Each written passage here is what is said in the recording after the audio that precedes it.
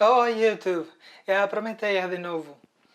O vídeo de hoje, na verdade, é uma coisa que é muito difícil para mim falar. É, eu tenho pensado nisso já há várias semanas, desde que aconteceu a massacre do Orlando, na verdade, disso que estou querendo falar. Estive olhando respostas da mídia, dos políticos, mesmo da população. E eu estou muito desapontada com tudo, porque não estão dando atenção a alguns fatos que são bem importantes em relação a isso. A mídia foi bem rápida em chamar o ataque de um ataque para todos nós americanos, como falando agora de uma coisa muito idealista, de que toca um, tocam todos. Só que se isso tivesse sido um ataque numa sinagoga, ou quando aconteceu um tiroteio que teve num templo Sikh, aí eles não falaram a mesma coisa, não. Mas agora é muito conveniente se for um ataque contra todos, porque assim, omitindo o fato de que foi um ataque contra pessoas queer, é que eles podem olhar para o outro lado e não prestar atenção para as razões verdadeiras do que aconteceu. O Partido Democrata tem feito algumas coisas para tentar promover umas leis para o controle de armas. Só que, claro, não aconteceu nada, né? Por causa dos republicanos e o lobby de armas. Parece brincadeira que um país tenha tão legalizado, integrado com uma parte normal do funcionamento do governo a propina, porque o lobby é isso, o lobby é propina. Mas ainda assim isso, essas leis não eram leis boas, não eram leis que fariam uma grande diferença por elas só. Porque o foco dessas leis é não permitir comprar armas às pessoas que estão nessa lista do FBI, de pessoas que são proibidas de voar. Porque acontece que esse cara, ele estava nessa lista. Mas de todos os centros de tiroteios que teve nos Estados Unidos nos últimos anos, a maioria não estava nessa lista.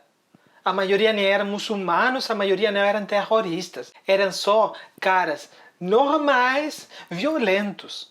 Com esse cara aqui, ele já tinha uma história de bater na mulher dele, na ex-mulher. Ele poderia ter sido detenido antes. Na hora que ele decidiu bater na mulher, era para ter sido detenido, mas não foi. Como a maioria dos caras que batem em mulher. É por isso que a interseccionalidade é tão necessária. Não podemos falar dos direitos das pessoas queer sem falar dos direitos das mulheres ou dos direitos das pessoas de cor. As nossas lutas podem ter algumas diferenças entre si, mas elas estão completamente relacionadas. A violência, a opressão é a mesma, os opressores são os mesmos.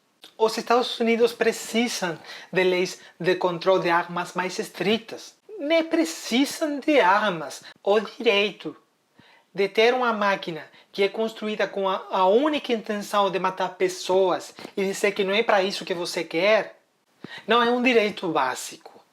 A saúde é um direito básico e os Estados Unidos não a tratam como se fosse um direito básico.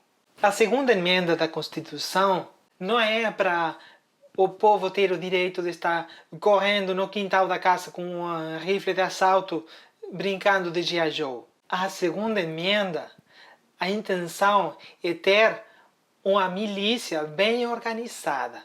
Uma milícia bem organizada, como a Guarda Nacional, que os Estados Unidos já têm. Estou segura de que a maioria, se não todos, esses que estão a favor das armas, não estão cadastrados na Guarda Nacional. Mas, de novo, eles estão olhando para isso como se tivesse sido um ataque terrorista. Mas não é um ataque terrorista. Foi crime de ódio. Não foi um crime religioso, foi um crime queerfóbico. Eles dizem que o cara era um muçulmano radicalizado. Porra nenhuma. O cara falou que estava com a ISIS. Sim, mas ele também falou que estava com a Al-Qaeda e com o Hezbollah. O cara estava tão radicalizado com aquele moleque da classe meia que fala que é punk. Então você gosta de punk rock? Oh, punk rock, cara! Ah, você é punk. Eu sou punk. E diga qual é a sua banda favorita? Metallica, cara!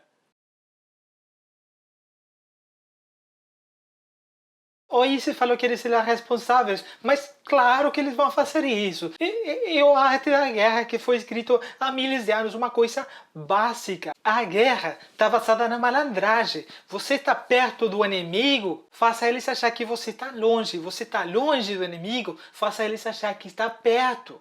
O ISIS diz que é responsável por qualquer coisa que aconteça, qualquer ataque, qualquer explosão. Até explosão acidental eles vão dizer que são responsáveis. Na hora que eles escutam as notícias, eles ficam esperando mais umas horas. Se mais ninguém liga, eles ligam e dizem, oh, foi a gente. É um grupo pequeno que tem que dar a ideia de que eles são maiores do que são.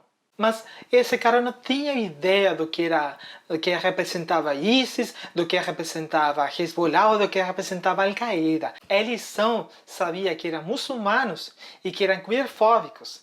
E aí onde está a razão verdadeira do ataque. Não foi um crime religioso, foi um crime queerfóbico, um crime de ódio, de auto-ódio. O cara já é sabido que ele era gay ou era bissexual. Ele ia muito para essa balada, ficava bêbado. Uma coisa que os muçulmanos se supõem que não é para fazer, ele fazia. Então, não venha dizer que ele matou porque ele era muçulmano. Ele foi ensinado desde criança que isso que ele era estava errado. Ele pegou a primeira ideologia que ele achou, que ele considerava que poderia talvez ajudar ele a tirar essa coisa dele, a mudar isso. O cara estava desesperado. Porque ele foi criado num meio ambiente queerfóbico. E não estou falando da família dele só, sino do país inteiro. Que não foi Síria, não foi Afeganistão, não foi Irã. Foi nos Estados Unidos que o cara foi criado. E os Estados Unidos, tudo, é um país queerfóbico. Não venha dizer para mim agora que os muçulmanos são queerfóbicos porque você escutou que alguém leu uma parte do Corão que fala coisa em contra de gay. Porque não é só o Corão. Você leu a Bíblia já.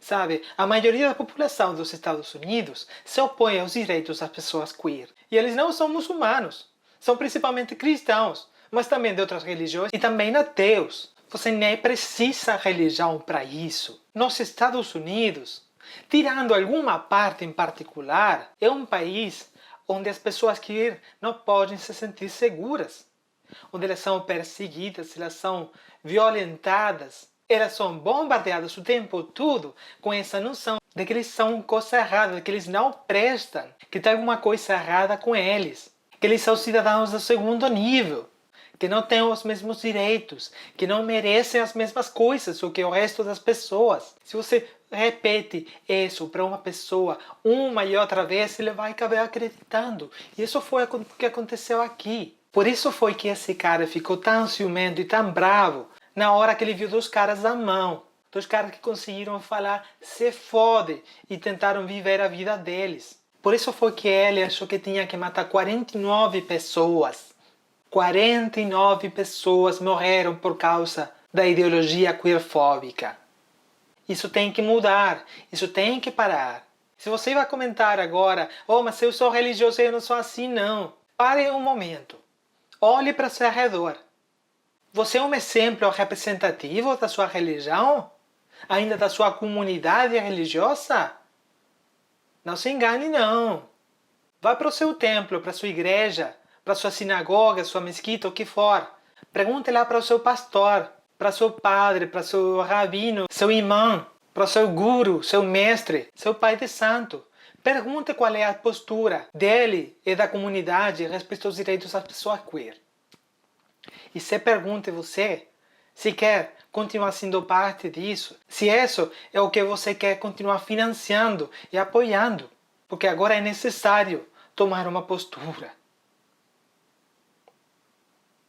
Isso já tem que parar.